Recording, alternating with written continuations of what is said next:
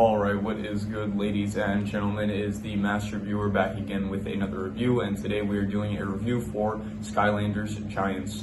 But right before we begin the review, I just want to say a couple things. I did not upload in the last 2 days. I had a extremely busy last 2 days. One of them was actually a really good day and I enjoyed it a lot, but then yesterday was like one of the worst days of the year for me, definitely a top 5 worst day of the year. Just a lot of BS that I had to deal with, and it was just not fun. It was really bad for my mental health, and it actually made me very sick. So yeah, I'm still kind of like dealing with the repercussions of it, but I am going to push forward because I can't just like do nothing all day.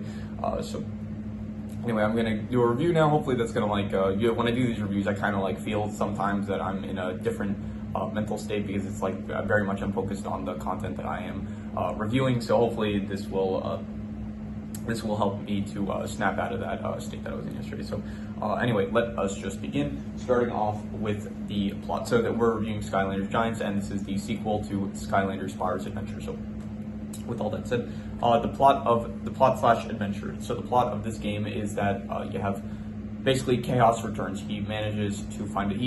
In the last game, he was sent to Earth at the end, and he returns through a portal where he is now back in Skylands. And because the effects of him being a portal master and using one of the Skylander portals, he ends up getting like really electrified, and so when he returns to Skylands, he ends up using his electrical powers to turn on an Archean robot, which was kind of teased in the last game.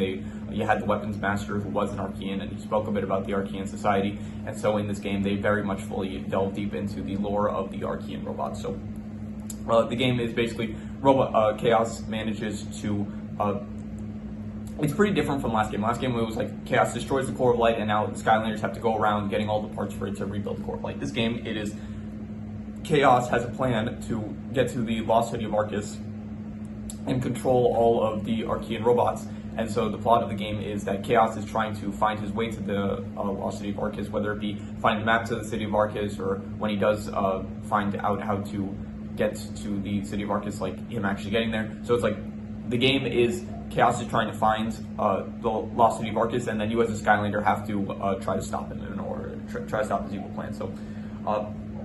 So in terms of the plot, I actually don't think it's as clean as the last game. I did say the last game was kind of repetitive, where it was like just every level felt too similar. So I think that I kind of like when the games have like a central focus of like what you're trying to accomplish. Like in Swap Force, it's like, I won't delve too deep into it, but like Swap Force has that, Trap Team has that, but Superchargers, it kind of lands more into this same vein of storytelling where it's like you don't have a clear objective. It's kind of just like we're going to one thing and then another thing, and then when we get to that new thing, it's like we have to get to this other place. So Supercharged and Giants, there's like no clear objective like there's for Spyro's Adventure, where it's just like rebuild the core of light. Swap Force, where it's protect the elementals.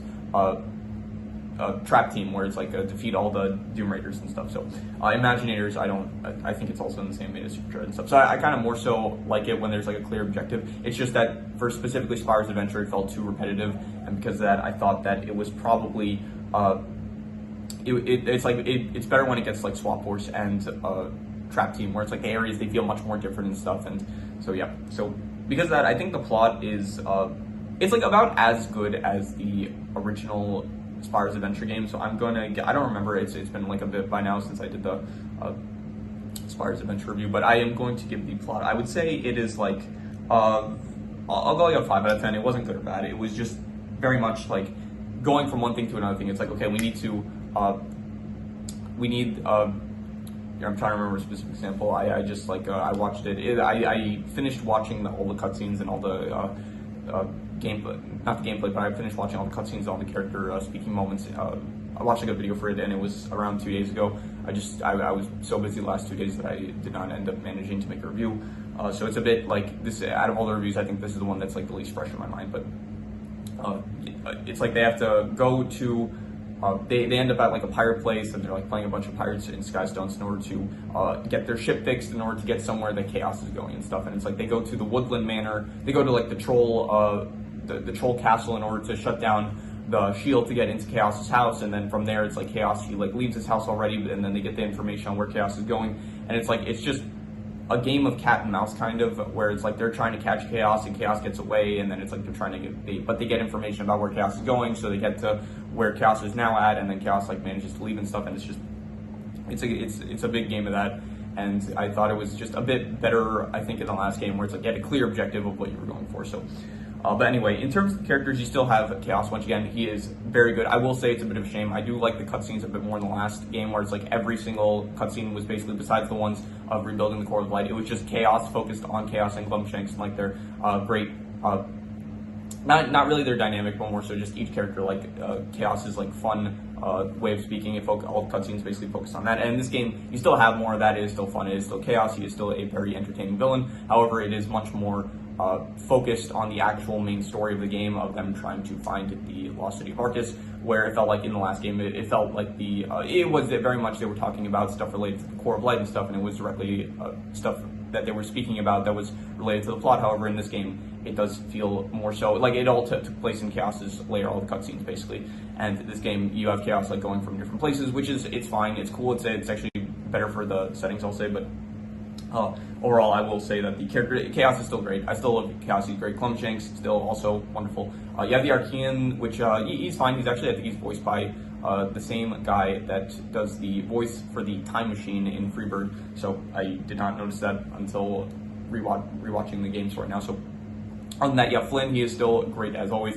Callie is good. You have a lot of new characters that I don't think they really bring back anyone from last game, except for, I guess, well, he goes in this, but you have like Weapon Smasher, I think he returns actually. But then there are like new characters like the puppets that speak and stuff.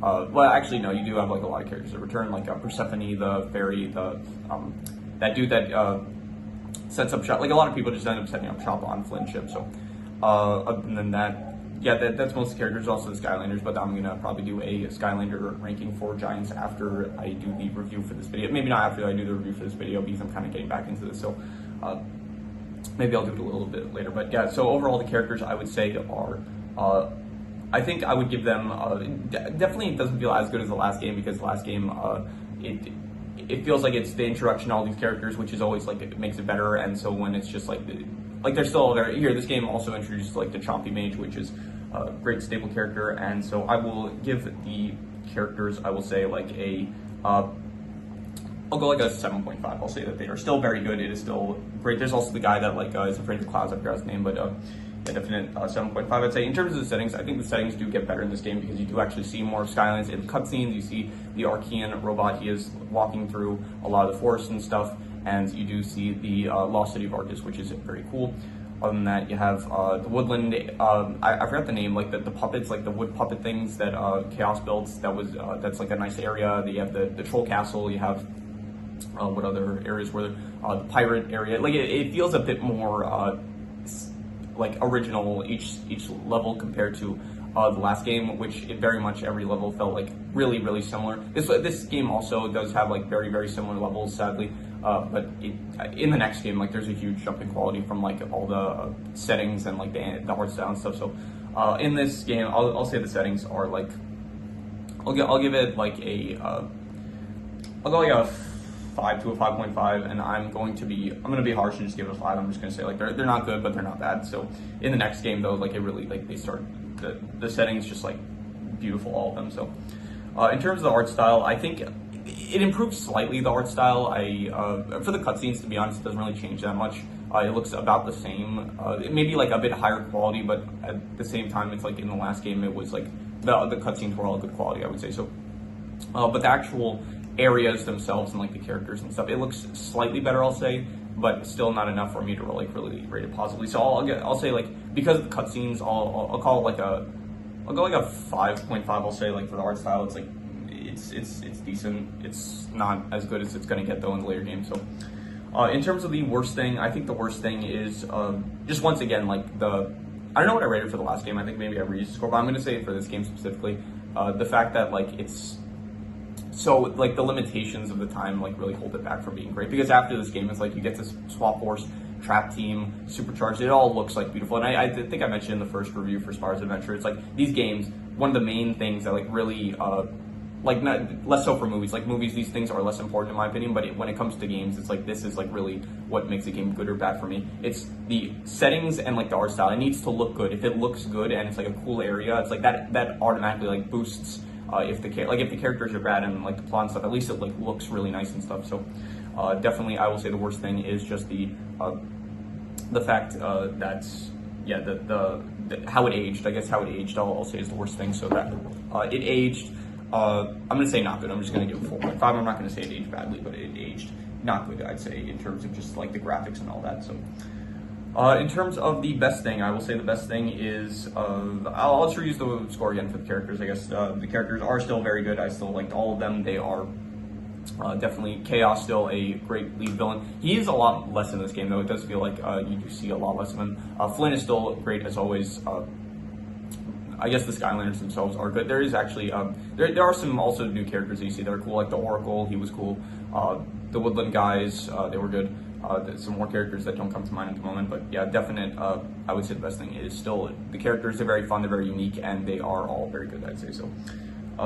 Yeah, so that is pretty much all. There is no extra notes, so I'm going to do the calculations. So King Crimson. All right, so it ends up coming out to about a 6 out of 10, which would be above average, and I think I would give it that. I think I would give it a solid 6 out of 10. I think it's above average still. I think that's also around the score I gave Spyro's Adventure. I think it's pretty much like as good as Spyro's Adventure, to be honest. I don't think it's any better or any worse, to be honest. I think these two games are probably maybe not the weakest. I think there's maybe one game later on, which if you're a Skylanders fan, you might know the one I'm thinking about. But yeah, but this is definitely like about on the same level as Spyro's Adventure. So not really any worse, but not really any better. Like they may be better in some aspects and worse in some aspects, but very similar to Spyro's Adventure, I'd say. But yeah, that is pretty much all there is to it. So if you have any recommendations, any shows, movies, video game stories, anime, web series, anything that you want me to review, leave it in the comments. I will maybe possibly check it out. But with that said, that is pretty much all there is to it. So let's leave it at that.